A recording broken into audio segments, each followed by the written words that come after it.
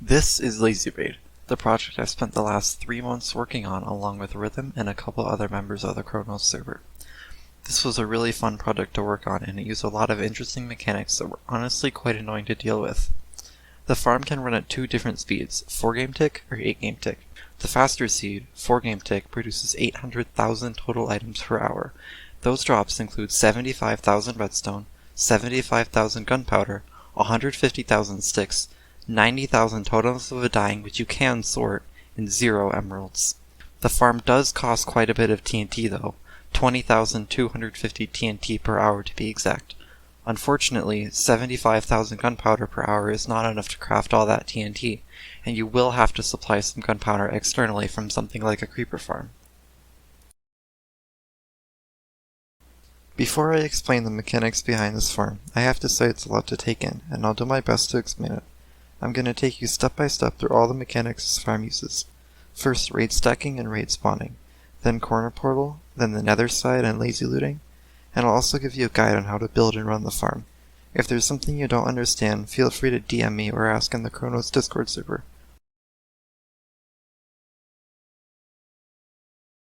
A raid starts when there is a player with bad omen inside a 3x3x3 subjunk area centered around a valid point of interest, and there is no existing raid within a 96 block radius sphere around the player. Once the player enters the area, the game checks a 64 block radius sphere around the player for any other valid points of interest. If it finds any, then the raid is created at the average of all the point of interest coordinates. If it doesn't find any, then the raid is created at the 1 point of interest. Valid points of interest include a workstation, bed, or bell that have been claimed by a villager. At all times, there must be a valid point of interest within a 3x3x3 subchunk area around the raid center. If there isn't one, then the game will try to move the raid to an area that does have a workstation nearby. When moving a raid, the game checks a 5x5x5 subchunk area around the raid center for a subchunk with a valid workstation within a 3x3x3 subchunk area. If it finds a subchunk matching the required conditions, then the raid center moves there, and if it doesn't, then the raid is invalidated. Because of the way the game searches for subchunks to move to, subchunks in the negative X, Y, and Z axis are preferred. The raid needs to be moved a minimum of 3 times in order to get the raid at least 96 blocks away from the player, so that new raids may be created. In this farm, villager pods with composters have been used to manipulate villager points of interest and shift the raids far away from the player. The composters get pulled, which destroys the point of interest and forces the raid to move. The raid stacker layout in this farm uses 6 players to spawn raids, 3 on each side. Multiple players are needed because it takes villagers 20 game ticks to reliably detect the workstation after it has been destroyed, so each player can only spawn a raid every 20 game ticks. To spawn raids faster, multiple players have been used to spawn 6 raids at once, every 24 game ticks. The clock speed was reduced to 24 game ticks because it is nicely divisible by 8, which is the same clock speed as another side. There's a way to make one player spawn raids faster than 20 game ticks, but it requires more villagers, which are laggy, and it is less reliable. So for this farm, we opted to use more players instead.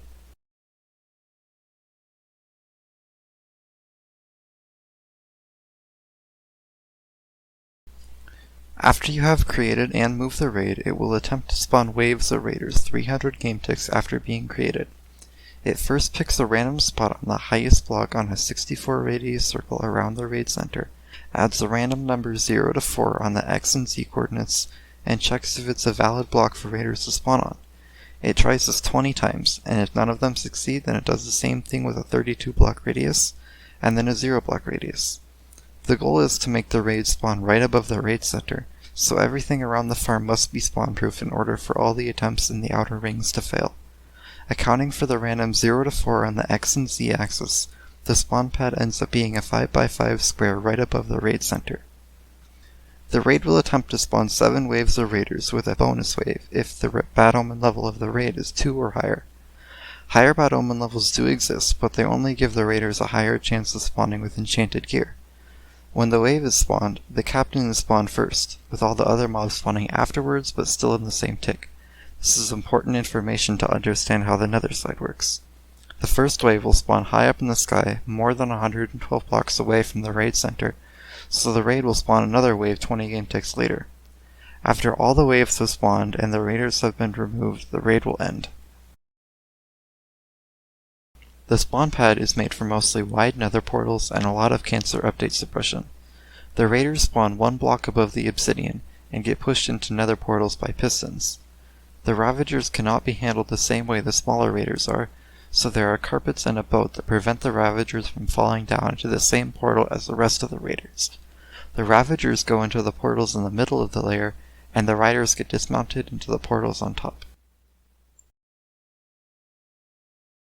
Lazy looting is a special type of TNT looting where the mobs are kept in lazy chunks so they do not get processed by the game and cause very little lag. This was first introduced by Ryzen Machine for version 1.12, but his version broke after 1.14 due to the change where portals will load chunks around them as entity processing. Then in 1.16, Rythm used light suppression to stop chunk loading and make lazy loading work again. This had one big drawback though. You could not load any new chunks in the dimension you were light suppressing, and trying to do so would crash the server. Introducing Corner Portal, a trick discovered by Punchster that allows mobs to exit nether portals inside of lazy chunks without any light suppression. It works by putting the mobs that come out of the portal far enough away from the center of the portal chunk loading that they exit the portal inside lazy chunks. The mobs that enter the very edge of the long portal in the overworld, and the game remembers that when it decides where to place them in the nether. When searching for nether portal POIs in the nether, it searches 16 blocks away in all directions for any nether portal POIs. The closest portal is then chosen to link to the overworld, and that's where the chunk loading is centered around. Since the portal is wide enough to exist in 3 chunks simultaneously, it's possible to make the chunk loading centered on one edge of the portal, and the other edge is a lazy chunk. The mobs then exit the nether portal inside of the lazy chunk where they are further processed and looted to collect the drops and recycle the bad omen to the players in the overworld. The entire farm is based off the mechanic where captains can give bad omen to players in other dimensions, so you kill the captains in the nether with player TNT and have the player in the overworld to start the raid. But there's a small issue when you're trying to lazy loot the raiders. If the captains spend their entire lifetime inside lazy chunks, then they won't give bad omen effect when killed. That's why carts are used to separate the captains from the rest of the raiders. Minecarts pick up mobs based on their entity ID, where lower entity IDs are preferred. Since the captain has the lowest entity ID out of all the raiders, it gets picked up by the cart. Now the captain has been sorted out from the rest of the raiders, and it is put into entity processing chunks so it will give the bad omen effect. There's another quirk with minecarts though. If a cart picks up a mob in lazy chunks, then the mob's position won't actually get updated until the mob is dismounted from the cart. So the game still thinks the mob is in the original position it was in. So if you take too long to kill the captain of the cart, then it could get killed by the TNT in the middle, and not give bad omen to the players. To avoid this, the captain is dismounted back into lazy chunks so the time it spends in the cart is minimal. The captain is then conveyed farther away and killed with player TNT. For each half of the farm, there are 2 entity ID sorters, so the player can get bad omen too. It is important to get the second level of bad omen because the raid spawned with bad omen 2 or more will have a chance of spawning a bonus wave. Each half is split into 2 parts because you can't entity ID sort the same batch of raiders twice, because once the first captain is picked up, the next lowest entity ID is not a raider. Splitting the waves into 2 batches allows you to sort out 2 captains every 8 game ticks. To actually get the bad omen effect from the nether to the players in the overworld, you need to kill the captains with a player kill, and the easiest way to do this is with TNT looting. There are 6 players in the overworld, so you need 6 arrows to ignite the TNT, 3 on each side. The TNT looting system alternates between the 3 arrows so the bad omen is distributed evenly to the players in the overworld. In this system, the arrows are floating on top of the TNT and get pushed down to ignite it, so the incoming TNT does not move the arrows. The TNT in the middle is to kill all the raiders that don't get sorted out by the minecarts. The mobs get pushed in front of the slime where they are temporarily held until the TNT is launched into the farm. The TNT was ignited by a skeleton that is holding a looting sword, so the mobs are affected by looting. The TNT is also not a player kill, so you won't get any of the crossbows and axes, but there also won't be any emeralds either. The only thing this farm will output is witch drops, ominous banners, and totems. Since totems are the only unstackable items this farm will output, you can actually sort them automatically. There are a few things you need to check before you build the farm. If you're using the Farm in the World download, it was made for render distance 16 on 1.17, and render distance 15 and simulation distance 15 on 1.18. If you want to run the farm in a different render distance, you can just change the length of the TNT conveyors, but if you're having trouble doing that, you can DM me on Discord. And be careful if you're using the farm on a single player world with Optifine, you can turn off lazy chunks and affect other parts of chunk loading with it. And before you build the farm in survival, I recommend you test everything in a creative copy of the world to make sure it's going to work out okay. When you're deciding where to build this farm, you need to choose the nether side before you do the overworld side. When you're landing in the nether, you need to make sure this portal sticks out of this chunk by 1 block. And that this bottom portal should be at Y 184.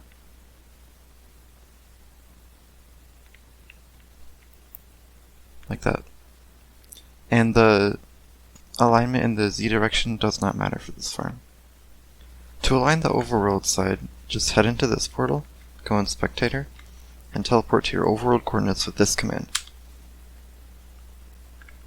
Then you want to align the nether portal, the middle nether portal with where you came out, and then head over here. And then you want to align this block with the 1 block away from the corner of the chunk. Like this. When you're slicing the portals, make sure you do the top portal first, and then you need to suppress placing that glass block, and suppress placing the stairs, and then suppress waterlogging them. Then you do the middle portal, and then you do the bottom portals 1 by 1, and suppress placing in the carpet.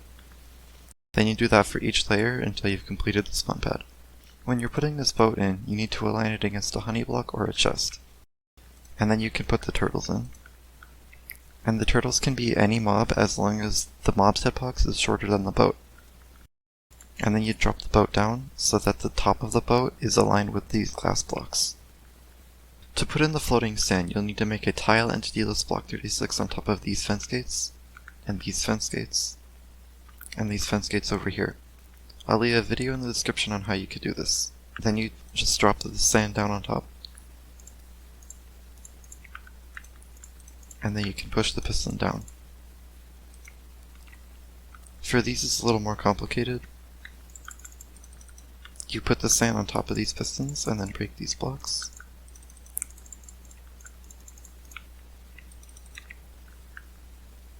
And then you need to put a chest right here. And then power these pistons. And break these. And then you break the block under the sand, and then they drop on top of the soul sand. To put the arrows in the farm, you'll need a skeleton that is able to pick up loot. You can test if he can pick up loot by giving it a helmet, and if it picks it up then you're good. Then you want to push this button, and it will align the arrow on top of this piston. Then you want to push it down onto the bottom layer, and then hit this button again. And then you have the arrows in the middle aligned.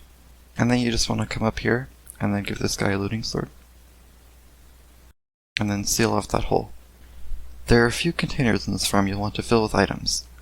There are some dispensers and barrels up here that you'll want to fill with shulker boxes. And then down here, there are some double chests that you'll want to fill with minecarts. There's a small chance while running this farm you could lose a minecart or two every few hours. So every time you turn this farm on, just make sure there's enough minecarts in the loop. There are a few bots you need to spawn before you can run this farm. You first need to spawn the TNT placer bot. And then if you don't have TIS carpet additions installed, then make it use continuous. If you do, then you want to make it use interval 1.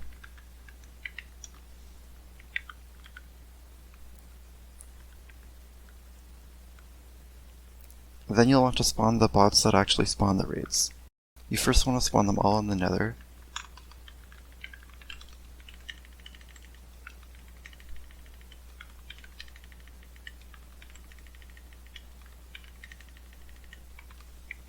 and then you want to move them to the overworld with either nether portals or a TP command.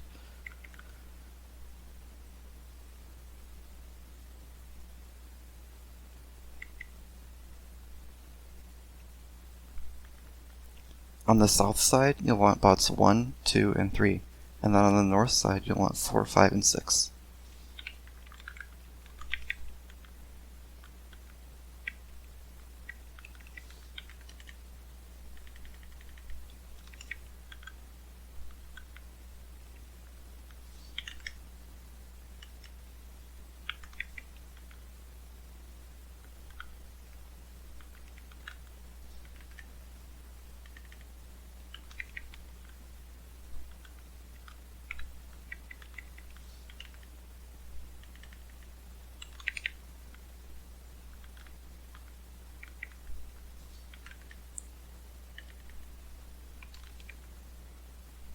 When you're ready to turn on the farm, make sure you have put TNT shulkers inside these chests up here. Then you want to choose what speed you want to run the farm at, 4chem tick or 8chem tick. Then you can just flick the switch, and it will turn the nether and the overworld side of the farm on. Then once the farm is running, you want to give bad omen to the players 1 and 4, or just player 1 if you're running at 8chem tick speed.